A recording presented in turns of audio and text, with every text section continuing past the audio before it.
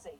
She not only saved lives, she also saved a unique collection of drawings, poems and sketches created by the soldiers in her care, which lay undisturbed in an attic for 75 years. The story has been brought to the stage by Kibosh. The miser crept out of his hole, his bags of clinky clunk, and many a smile that miser smote, and many a winky wunk. Private A. Bly. Not a natural poet, I think we can agree. That's just spoofy, that's soldiers for you. Tomfoolery's their speciality, and in the hospital nothing to do all day, that's all they were at from dawn to dusk. They poured their droll humour into this book.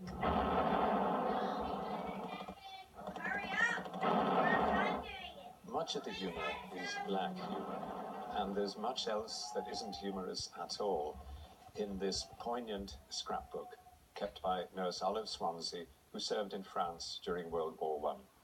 It's a collection of over 100 poems and sketches by soldiers she was caring for. It's a first-hand account of the thoughts that preoccupied the men as they lay in a field hospital contemplating an uncertain future. I want to go home, where you can't hear the cannons rumble and roar. I don't want to go to the trenches no more. Take me over the seas, where the Germans, they can't get at me. Oh my, I don't want to die. I want to go home.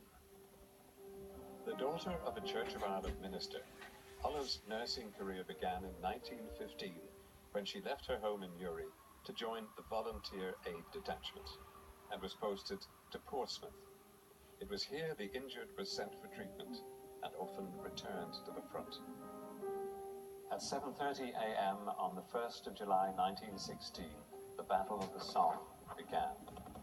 No one could have imagined it would be the bloodiest day in British military history. The number of casualties was so enormous that more nurses were urgently needed. Olive found herself at Field Hospital number 12 on the racetrack outside Rouen in France. I could smell the ether, it sickened me, I hated it. And the noise the men make when they first come in, mashed up, bandaged, bewildered.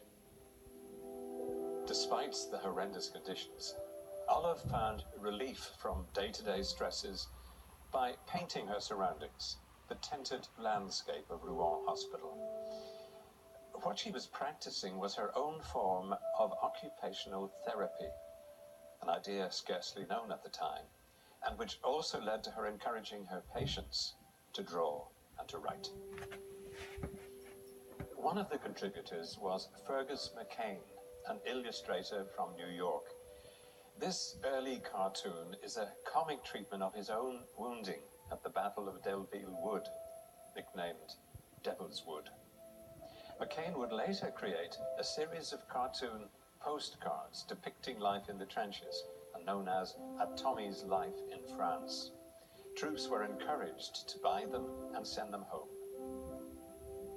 Humor was surprisingly common in the sketches, and while the battlefront does feature, many of the artists had different people and places in mind. The First World War is, for many people, a male narrative. It's about men who mostly were the ones who suffered in the trenches and who died. But it's also